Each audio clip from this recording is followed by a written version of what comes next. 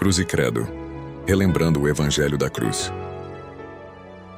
Vou analisar hoje com vocês os aspectos positivos e negativos de uma falsa fé. Em outras palavras, o que nós vamos ver hoje é o que não é uma fé justificadora ou uma fé salvadora. E ao vermos este aspecto negativo, nós teremos melhores condições de entender exatamente o que é uma fé autêntica. Não somente por causa disso, mas também porque a falsa fé ela tem sido tomada como verdadeira no âmbito, no contexto cristão, muito mais comumente do que a verdadeira fé. Aquilo que o Novo Testamento chama de uma falsa fé, em outras palavras, é o que mais largamente tem sido admitido, entendido e tomado como uma verdadeira fé, quando na verdade é uma falsa fé. Então, hoje, estudando essa temática da natureza da fé justificadora ou salvadora, eu quero tratar com você de alguns aspectos positivos, porque uma falsa fé, ela inclui também alguns aspectos positivos, algumas coisas positivas que ela traz na vida daquele que quem a possui, e também, claro, os aspectos negativos. E aqui, quando falo de fé, estou me falando e me referindo especificamente à fé cristã, aquela fé que aponta para o Evangelho, para Cristo, para a palavra de Deus. No modo geral, dentro da sociedade, especialmente num contexto como o nosso brasileiro, que é considerado como um contexto cristão, a maioria das pessoas que as pessoas falam de fé, na verdade, é superstição, crendice e credulidade. Pessoas que podem crer em estrelas cadentes, que podem ter alguma magia, enfim. Esse tipo de fé geral é muito mais uma superstição, uma credulidade. Então, quando eu falo de fé, nesse contexto aqui, eu estou falando da fé cristã, certo? A fé cristã. E nesse contexto, nesse sentido, nem tudo que se chama de fé cristã é realmente fé cristã para a salvação. Vou tratar dessa temática da falsa fé a partir de 4 contextos, ok? O primeiro contexto é esse aqui, é o contexto da mera aceitação de Cristo. Diversas pessoas, nas mais diversas circunstâncias, elas conseguem aceitar a pessoa de Cristo por uma razão ou outra, né? No nosso, no nosso, Na nossa conjuntura cultural aqui no Brasil, visto que somos uma cultura extremamente religiosa, pluralista, pagã, claro, mas de um teor muito mais esotérico e místico, a tendência é de se olhar para a pessoa de Cristo, para a pessoa de Jesus, de uma perspectiva muito mística ou espiritual. No contexto da Europa, se olhou Jesus muito como o Jesus homem, histórico. É tanto que em meados do século XX, houve muita discussão, especialmente por parte dos defensores do liberalismo teológico, sobre quem teria realmente sido ou existido o Cristo histórico, o Cristo real. Nas faculdades, nos centros acadêmicos, isso se discutiu, foi largamente discutido.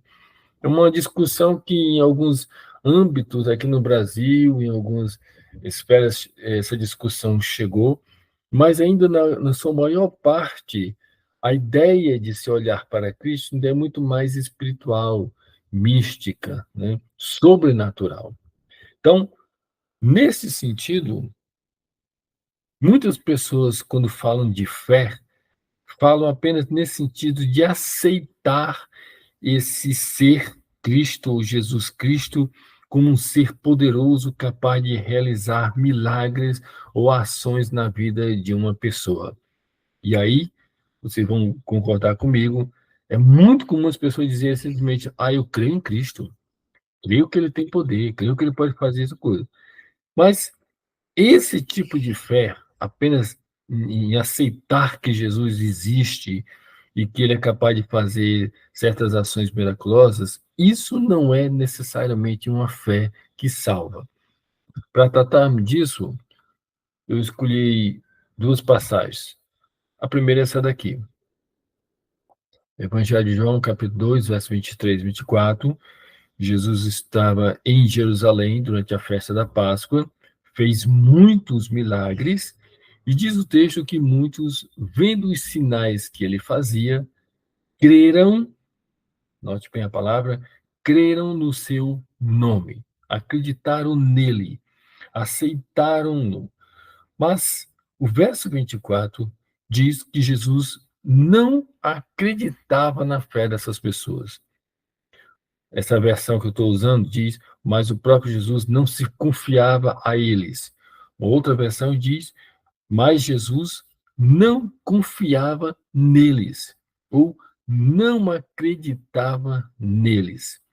Eles creram no nome de Jesus, creram em Jesus ao verem os diversos sinais que Jesus fazia, mas o próprio Jesus não acreditava neles. O texto explica que ele conhecia a todos e sabia que aquela fé inicial daquelas pessoas não era uma fé autêntica. Não era uma fé autêntica. Era uma fé suscetível a sinais. Viram os sinais, ficaram encantados e creram. Mas se não fosse Jesus, fosse qualquer outra pessoa com algum poder sobrenatural e fazendo certas coisas, e nós vamos ver isso mais adiante, essas pessoas também creriam. Também creriam. Interessante é que o Novo Testamento nos diz que uma das maneiras como o inimigo, o anticristo, vai enganar o mundo será exatamente por sinais e maravilhas e grandes prodígios. Ele fará tantos sinais de maneira tão extraordinária que muitos, ou na verdade todo mundo, vai se dobrar diante dele. O mundo será seduzido pela sua capacidade de sinais e miraculosos extraordinários. Daí essas pessoas tiveram essa propensão de crer em Jesus após ver os sinais que ele fazia. Mas Jesus não acreditava que essa fé fosse autêntica. Paralelamente a esse caso aqui, dessas pessoas em Jerusalém, nós temos um outro caso que se encontra em João, capítulo 6, verso 14. No contexto, Jesus tinha multiplicado pães, e aí o texto nos diz o seguinte: vendo, pois, aqueles homens o milagre que Jesus tinha feito, o milagre da multiplicação dos pães, disseram: este é verdadeiramente o profeta que devia vir ao mundo. Observe bem o que está implícito aqui, certo? Esses homens viram o milagre de Jesus, e aqui nós temos essa espécie de profissão de fé, que envolve muitos aspectos. O primeiro é que eles demonstraram essa fé confessional, eles estão confessando algo acerca de Jesus. Este é verdadeiramente. Estão olhando para Jesus e estão admitindo certas coisas. Que coisas? Uma delas é que a fé é uma fé deles que discerne o caráter profético de Jesus. Esse é verdadeiramente o profeta. O profeta, e de certo modo é quase como admitir que Jesus é o Messias. Este é o profeta, não um profeta, mas o profeta. E mais, é uma fé que discerne a necessidade de Jesus, porque ele se completa dizendo, é o profeta que devia vir ao mundo. O mundo precisava de um profeta assim, dessa forma, com esse caráter, com esse poder, com essa ação, com essa atitude. Esse é o profeta que devia vir ao mundo. Olhando assim a princípio e superficialmente, parece ser uma grande declaração de fé. Eles estão confessando coisas extraordinárias acerca de Jesus. Mas essa não é uma fé autêntica. A evidência disso está no versículo seguinte, verso 15. Sabendo, pois, Jesus que haviam de vir para arrebatá-lo para o fazerem rei. Fizeram aquela confissão acerca de Jesus. A intenção deles agora é tomarem Jesus, certo? E iniciarem uma sedição política contra Roma. Não havia rei em Israel. Israel, naquele tempo, estava debaixo do poderio romano. Quem tinha autoridade era o imperador romano. Mas é que eles queriam iniciar uma sedição política. E na história de Israel, especialmente naqueles dias, houve muitas revoltas, como a revolta dos Macabeus, entre outros, contra a autoridade romana. Mesmo quando Jesus ressuscita e fala da vinda do Espírito Santo, um dos discípulos pergunta: Senhor, é nesse tempo que tu vai restaurar o reino a Israel? Havia essa esperança, essa expectativa de que, quando o Messias viesse, iria libertar Israel da autoridade romana e tornar Israel novamente um reino, com um rei governando e tudo mais. Então, quando viram essa manifestação do poder de Cristo, ao multiplicarem pães, mesmo tendo feito essa confissão, mas o que estava por detrás era o interesse, de certa forma, político. Eles queriam tirar Jesus daquele contexto messiânico para o qual ele viera e usá-lo numa outra direção. Alguém como Jesus, de fato, deveria ser rei. Hoje nós vemos pessoas que dizem para Jesus que deveria ter sido um filósofo, ou um psicólogo, ou coisas afins. Tiram Jesus de como ele deveria ser realmente interpretado e colocam-no como um personagem de um outro enredo. De um outro enredo. A reação de Jesus é se retirar do meio deles, sozinho para o monte. Ele não aceita esse louvor, ele não aceita essa atitude dessas pessoas. Parecia realmente uma demonstração de fé, essa admissão que eles fizeram acerca de Jesus. Mas Jesus recusa isso aí.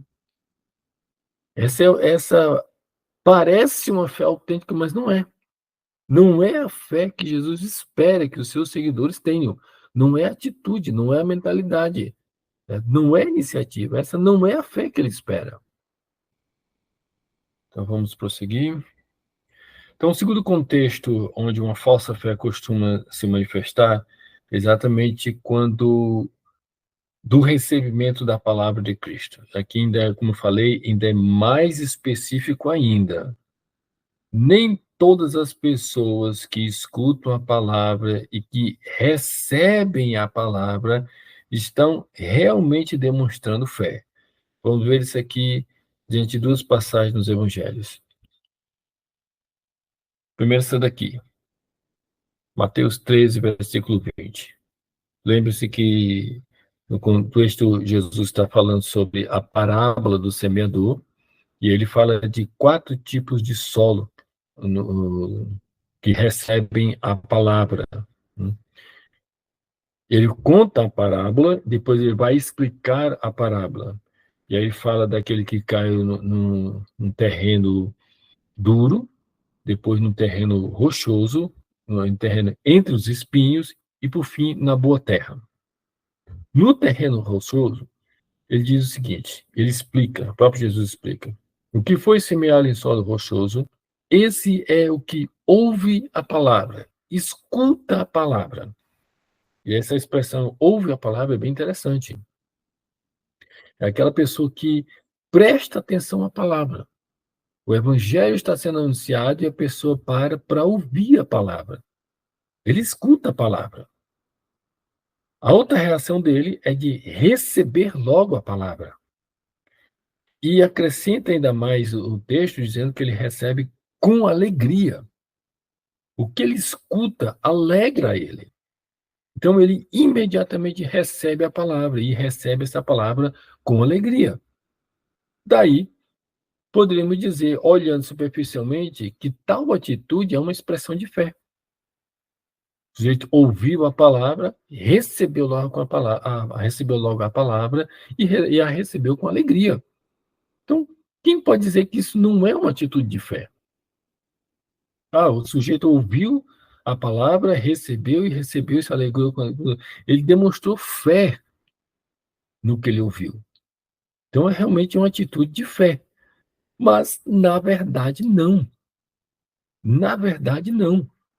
Parece realmente ser uma atitude de fé e está envolvido aqui, mas na verdade não. Versículo seguinte, Jesus vai explicar qual é o problema dessa pessoa aqui, dessa atitude. Essas pessoas que são comparadas com o solo rochoso têm esse problema aqui. Tais pessoas não têm raiz em si mesma.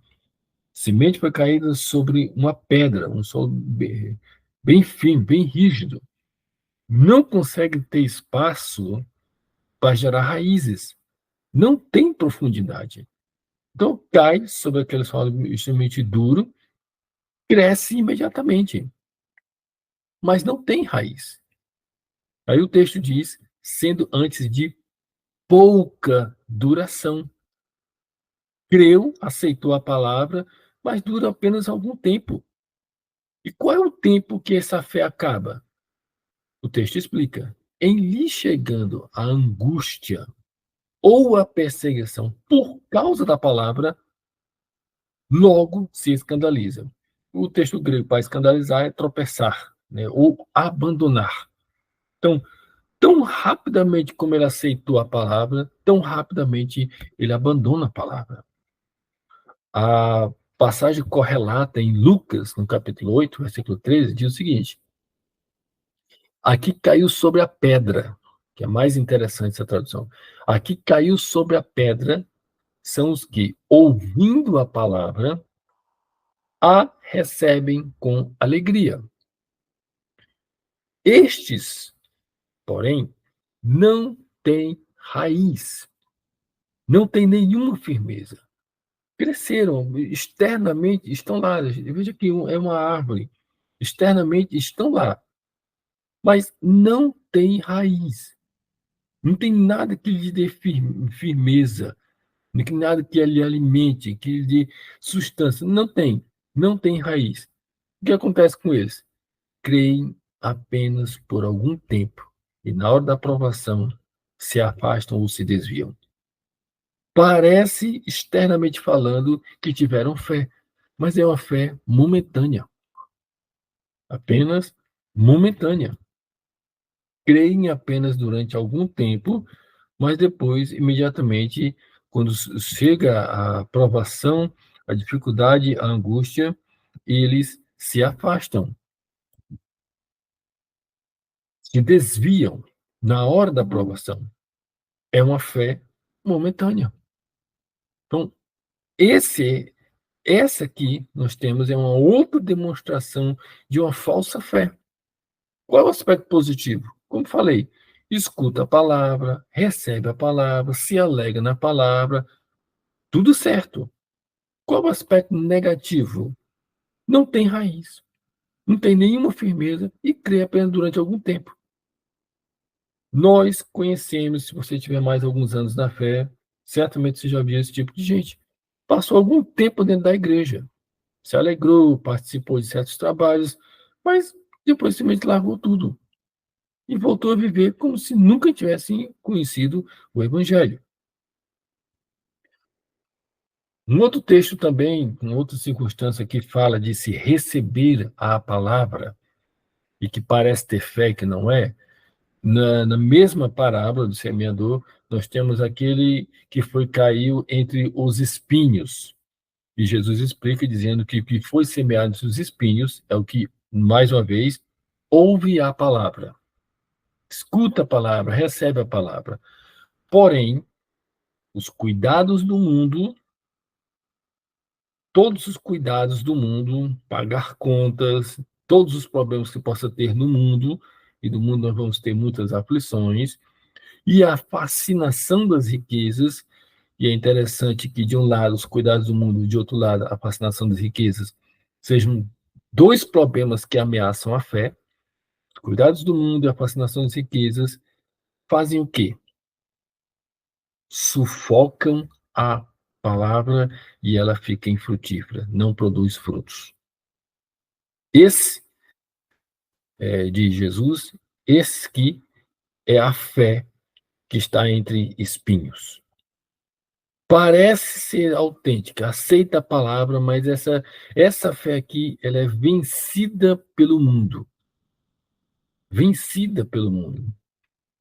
Mais uma vez, a passagem correlata em Lucas, que é do mesmo texto, diz: a que caiu entre os espinhos são os que ouviram a palavra, e no decorrer dos dias, com o passar do tempo, esses foram sufocados, e aqui ele coloca três aspectos: os cuidados, as riquezas e os deleites da vida. Os seus frutos não chegam a amadurecer. Parece que tiveram fé, mas estes são vencidos pelo mundo. Os primeiros que nós comentamos são os que receberam a palavra, mas foram vencidos, porque tinham a fé momentânea, foram vencidos por causa das provações decorrentes da palavra. Da palavra.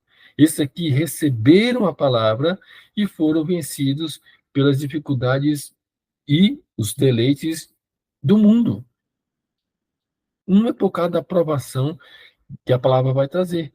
Quem quiser viver piedosamente com Jesus será perseguido. Sempre vai ter problemas por causa da fé.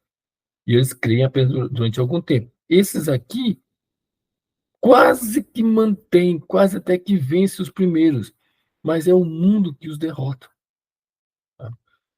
O apóstolo João, no entanto, vai dizer que o que vence o mundo é a nossa fé.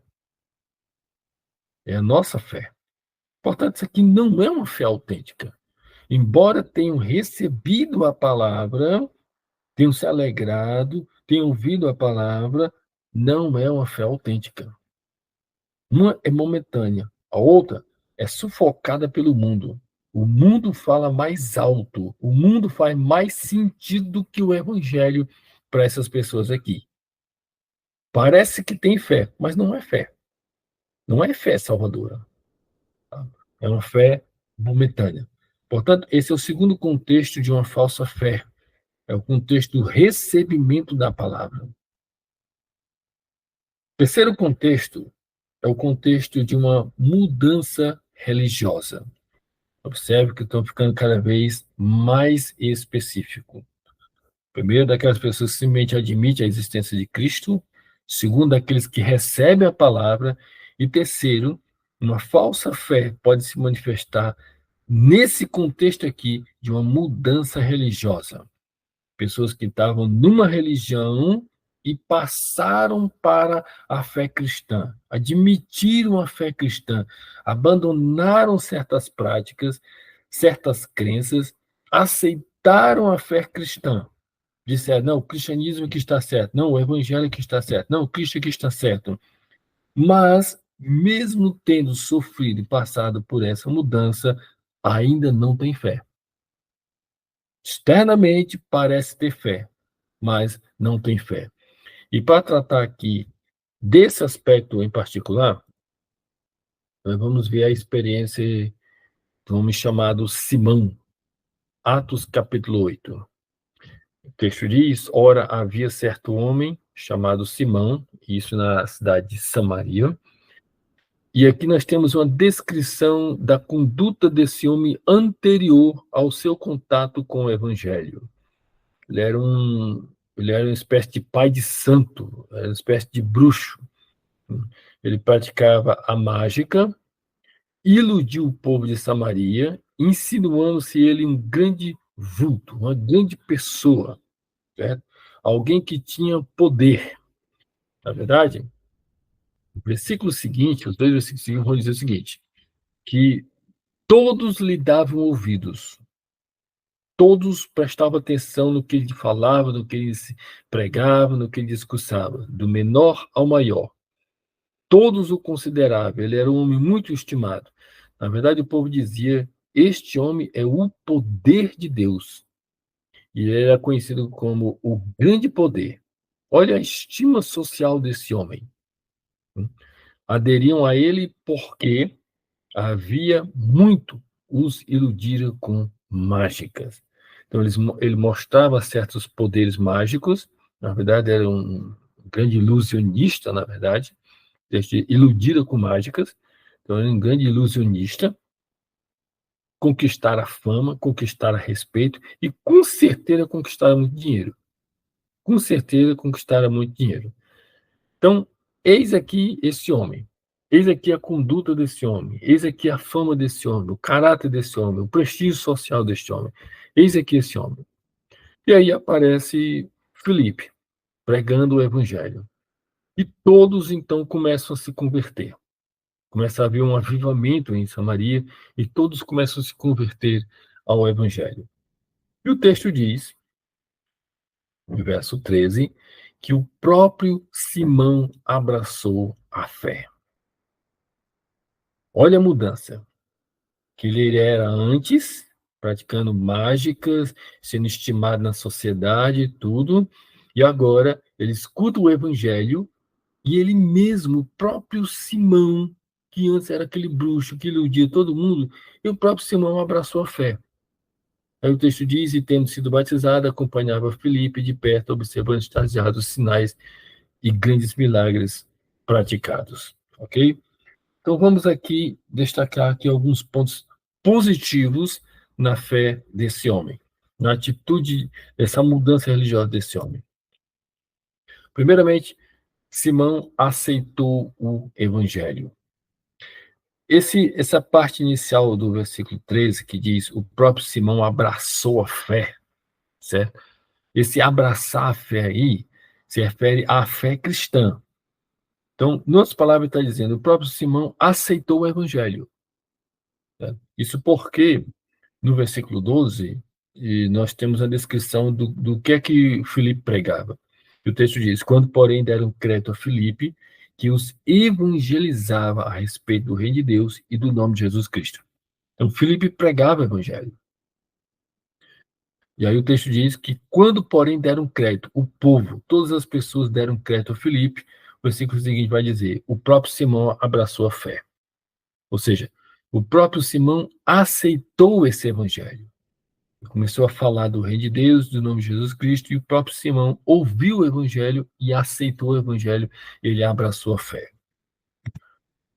O outro ponto na experiência de Simão é que ele foi batizado. O texto diz, abraçou a fé e tendo sido batizado. Não somente aceita o evangelho, escuta o evangelho, e ele aceita ser batizado. Então, ele aceita o evangelho, ele é batizado.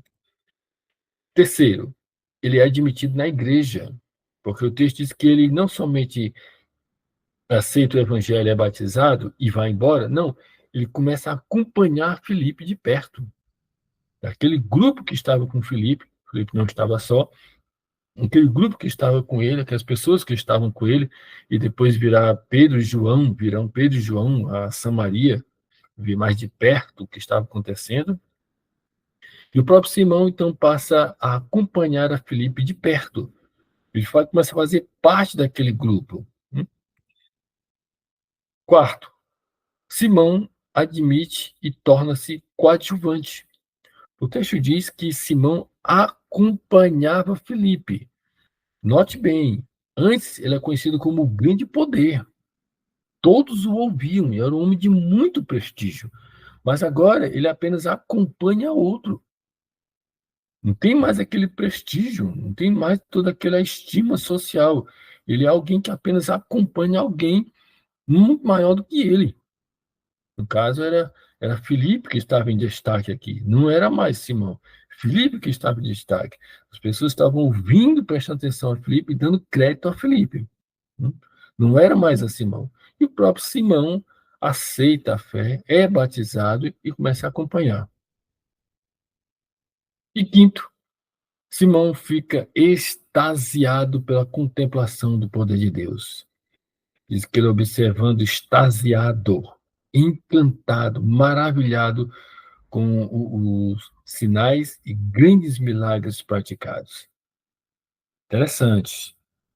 Todos esses detalhes aqui, nós vamos entender aqui uma descrição do como é que esse homem pensa.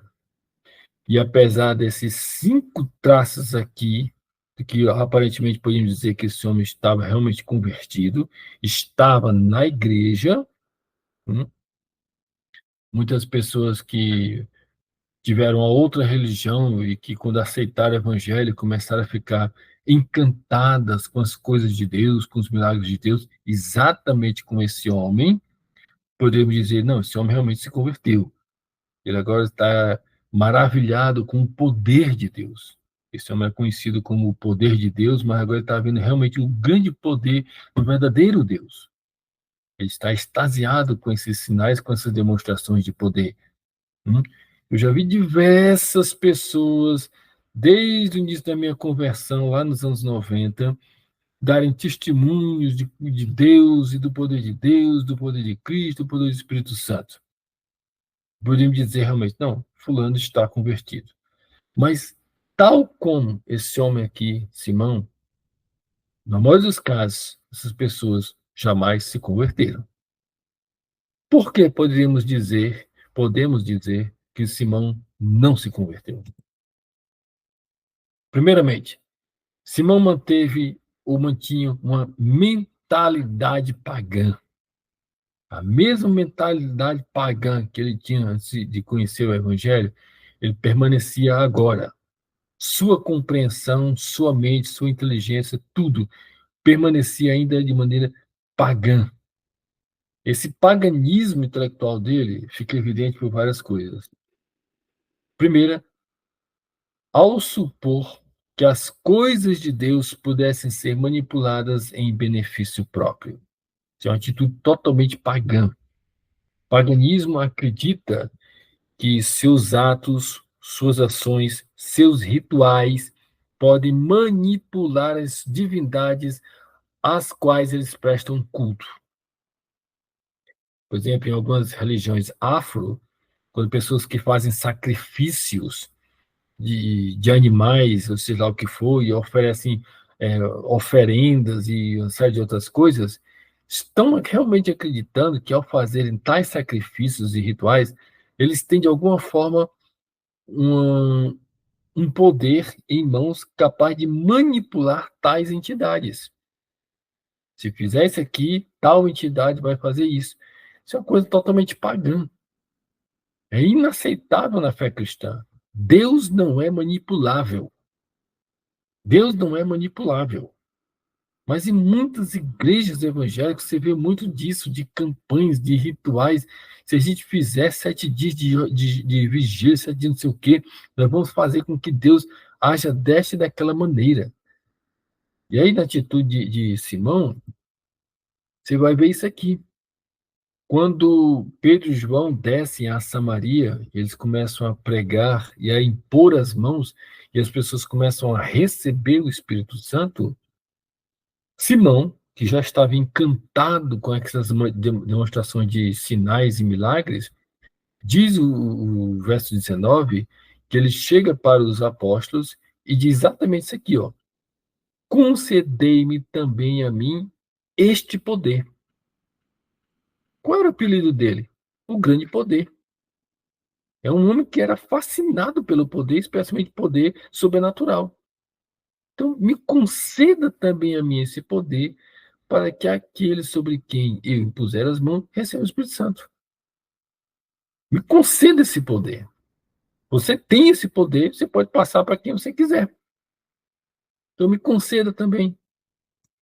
E aí vem um outro traço da mentalidade pagã desse homem. Ele supôs que as coisas de Deus pudessem ser financeiramente barganhadas. Isso aqui é muito claro em muitas igrejas evangélicas quando falam de dízimo. Você tem que ser dizimista, fiel, para que Deus te abençoe. Mentalidade pagã. Pode usar os textos bíblicos, especialmente se vão usar textos bíblicos do Antigo Testamento, mas por detrás disso, nós temos uma compreensão pagã das coisas de Deus.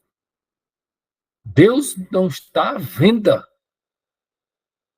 Não é com dinheiro que se compra Deus. Nada que seja financeiro ou material que se vai poder barganhar com Deus. E aí nós temos a atitude dele. Verso 18. Vendo, porém, Simão que pelo fato de impor os apóstolos as mãos era concedido o Espírito Santo, qual a atitude dele? Ofereceu-lhes dinheiro. Em outras palavras, ele viu esse dom do Espírito Santo sendo concedido e ele disse: quanto custa? Quanto custa? Quanto é que custa esse dom do Espírito Santo? Hum? Ou seja, na compreensão desse homem, até mesmo as coisas de Deus tinham um valor, tinham um preço. Tudo tem seu preço. Então, quanto custa? Até mesmo as coisas de Deus têm que funcionar conforme a perspectiva materialista interesseira do mundo. Então, esse homem que sempre enganou as pessoas, que é conhecido como grande poder, que realmente tinha ganhado muito dinheiro e tudo mais, então, quanto é que custa isso aí? A mente desse homem ainda era totalmente pagã. Estava olhando para dinheiro, para espiritual de maneira totalmente pagã ainda. Terceiro, a mente desse homem é pagã também porque ele supunha que as coisas de Deus pertencessem a uma classe especial de pessoas. Depois que Pedro o repreende, ele diz o seguinte, ele responde o seguinte: rogai vós por mim ao Senhor, para que nada que disseste sobrevenha a mim. Então, Pedro e João, na perspectiva deles, eram pessoas especiais, separadas, e que poderiam fazer a intercessão por ele. Então, rogai por mim ao Senhor. Quase que ele disse, rogai ao Senhor de vocês. Porque ainda não havia essa intimidade e proximidade desse homem com o Senhor que ele tinha abraçado. O Senhor ainda era o Senhor dos apóstolos. Ainda era alguém distante dele. E não entendia nada disso aqui. Então ele aceitou, abraçou a fé, estava extasiado com os milagres, mas não tinha nada de comunhão, intimidade com Deus. Então, vocês aí, por favor, orem por mim, para que nada disso aconteça. Não é que era errado pedir oração por si. Não é. O próprio Jesus, quando estava angustiado, antes do Getsemane, ele disse: vinde aqui e orai comigo, porque minha alma está angustiada até a morte. Não é esse o problema. Aqui é exatamente essa ideia de que o Senhor ainda não é o Senhor do Simão. O Simão não consegue ver ainda o Senhor como o Senhor dele. Ainda é aquele Deus distante acerca de quem ele tem medo. Ele tem alguma informação, mas ele tem medo. Então, roguem por mim para que nada disso que vocês disseram, porque Pedro tinha dito muita coisa que iria acontecer com ele, uma delas ele disse que o teu dinheiro seja para a perdição, para a condenação. Né? Porque tu julgaste poder adquirir o dom de Deus com dinheiro. Então, o teu dinheiro seja para a tua condenação. Ele disse, não, olha Deus para que isso não aconteça. Ele está mais temente do que o mal que pode acontecer do que o mal que ele está fazendo. Tem mais medo do inferno, da condenação em si, do que a atitude dele pecaminosa, digna do inferno. Segunda coisa, por que Simão não era convertido? Porque Simão ainda mantinha um coração pagão. Nós temos a própria palavra do apóstolo Pedro, Atos 8, verso 21, parte B. Porque o teu coração não é reto diante de Deus. Tu abraçou a fé, tu foi batizado, tu está em companhia de gente crente, tu está andando com gente crente, tu está impressionado com o poder de Deus, mas o teu coração não foi atingido por Deus. Teu coração não é reto, teu coração é tortuoso, teu coração é pecaminoso. Teu interior não foi atingido pelo poder do Evangelho. Tu abraçou a fé na mente, na prática, no ritual, na cerimônia, no batismo. Mas teu coração não foi atingido por Deus. Nós sabemos, e a história da igreja está aí repleta desses casos. Gente que aceitou a fé cristã, encheu a cabeça de teologia, decorou todos os versículos, mas o coração nunca foi atingido pelo evangelho. Gente que se tornou pastor, pregador, seja lá o que for, dentro da igreja, mas nunca o coração foi atingido pelo evangelho. Teu coração não é reto diante de Deus. Terceiro, por que Simão não era convertido?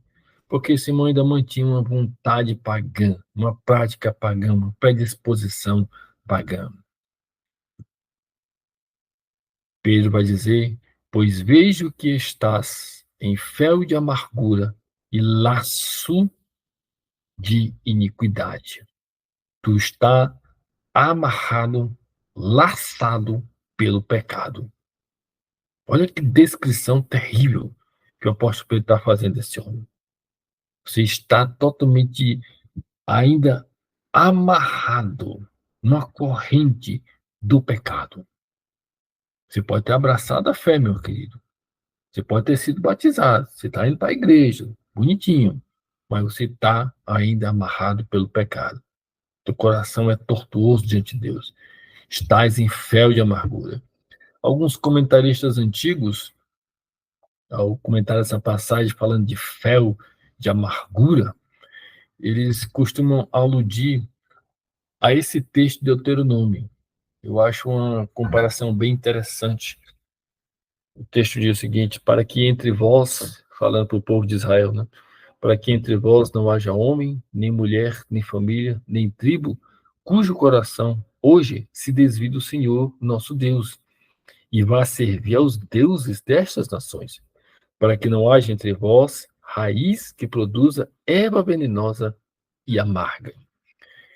E aí, essa expressão aqui, quando você lê tanto o contexto antecedente como o seguinte, essa ideia da raiz que produz erva venenosa se refere à idolatria. É uma raiz que as pessoas vão experimentar e vai trazer veneno. E aqui, no próprio texto, isso é bem claro. Se abandone o Senhor, se desvie do Senhor e vá servir a deuses destas nações, para que não haja entre vocês uma raiz que produza erva venenosa, erva que morre, que traz morte e amarga. Então, alguns comentaristas mais antigos, quando vê essa expressão fel de amargura, costumam dizer que provavelmente Pedro, perdão, estava aludindo a esse texto aqui. Né? Seja como for, é interessante que aquela expressão lá de Pedro, fel de amargura, se refere exatamente a essa condição pecaminosa e pagã, idólatra, em que Simão estava envolvido, amarrado e preso. Então, nesse contexto aqui, nós estamos vendo de uma mudança religiosa, nem sempre a expressão de fé é fé autêntica. Nem sempre. Mesmo que haja essa mudança, pessoa que abandonou determinadas práticas e aceitou a igreja, não significa necessariamente fé autêntica. Quarto e último contexto, e aqui vou ficar mais específico ainda. Uma fé, uma falsa fé, ela pode se manifestar no contexto do ministério cristão. Gente que se torna pregador, cantor, pastor, evangelista, missionário, seja lá o que for, e que não tem fé.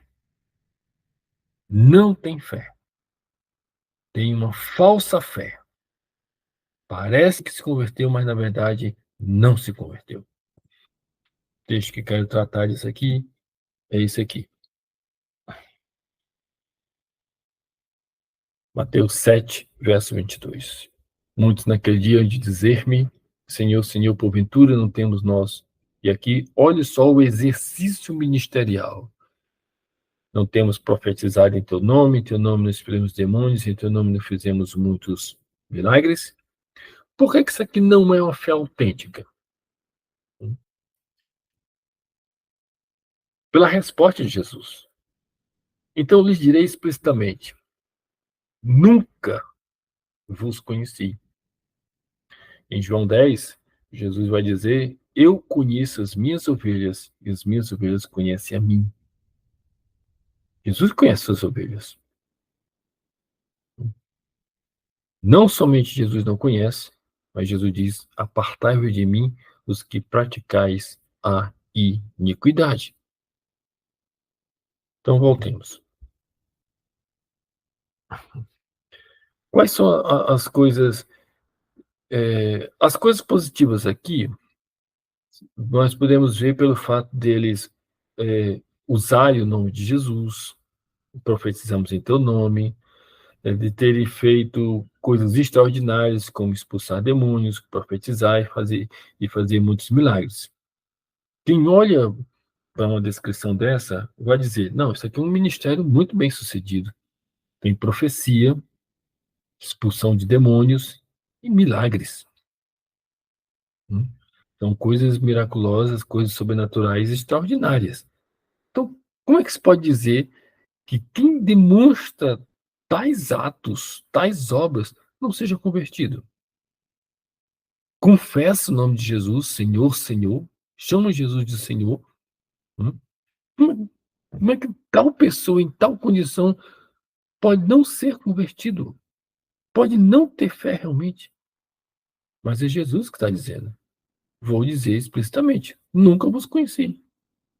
Vocês estão aí profetizando em meu nome, expulsando demônios, fazendo uma série de coisas em meu nome, mas eu não conheço vocês. Nunca vi vocês nem gordo, nem mais gordo, nem mais magro. Não conheço vocês.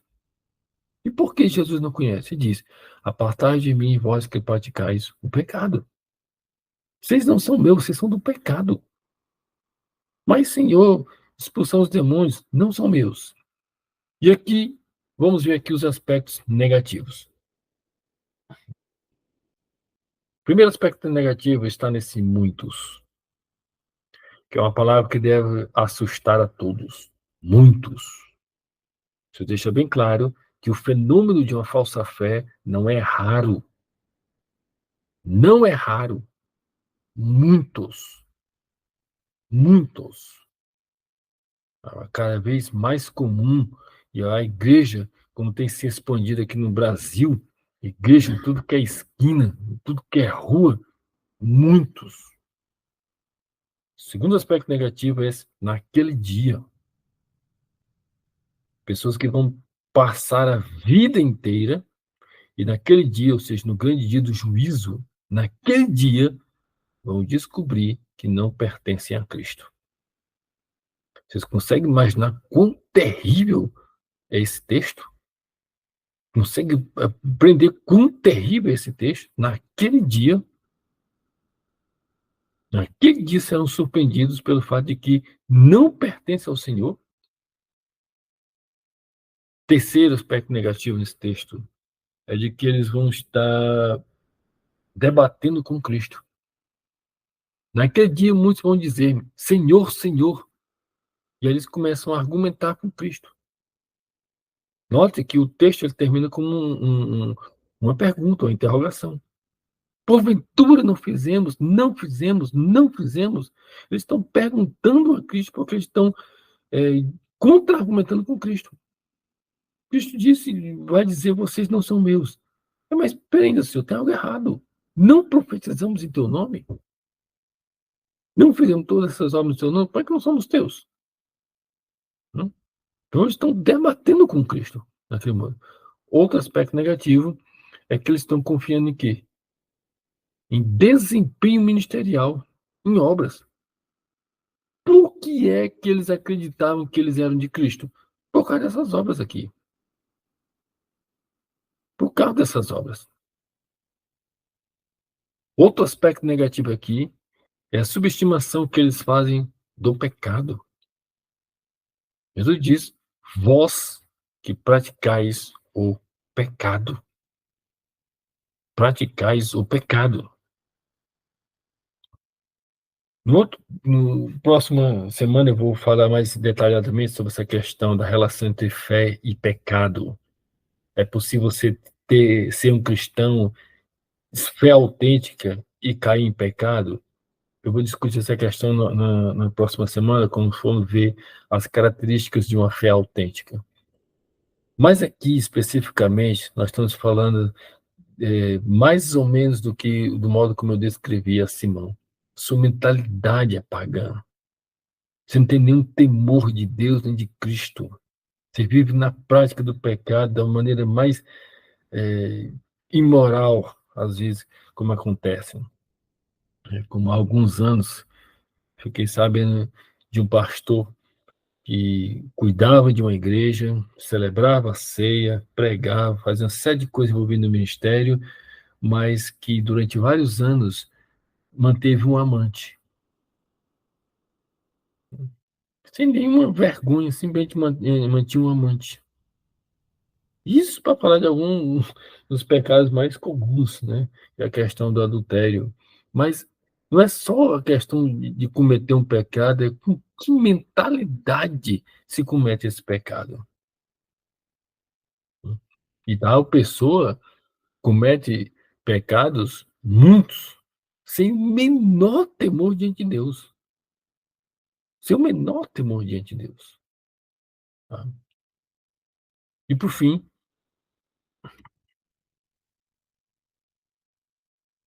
da parte inicial desse versículo, então lhes direi explicitamente: nunca vos conheci.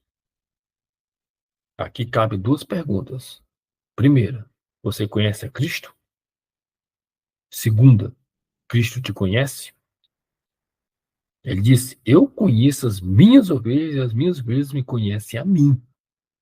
Você conhece a Cristo? Cristo te conhece? Quando Cristo olha para você, te vê, é meu servo amado, como Deus falou de Jó, viste o meu servo Jó, meu servo. Isso é uma preocupação que muitas pessoas envolvidas em ministério da igreja não se ocupam. Não param para meditar nisso aqui. Ah, eu estou trabalhando na igreja, estou pregando, estou fazendo aquilo outro. Sim, mas eu sou conhecido de Cristo, eu conheço a Cristo, eu tenho temor de Deus, eu evito o pecado. Ou o pecado é totalmente normal para mim. Portanto, nós temos esses quatro contextos onde a fé, uma fé, pode se manifestar de diferentes formas e não ser uma fé autêntica e, portanto, não ser uma fé que justifica.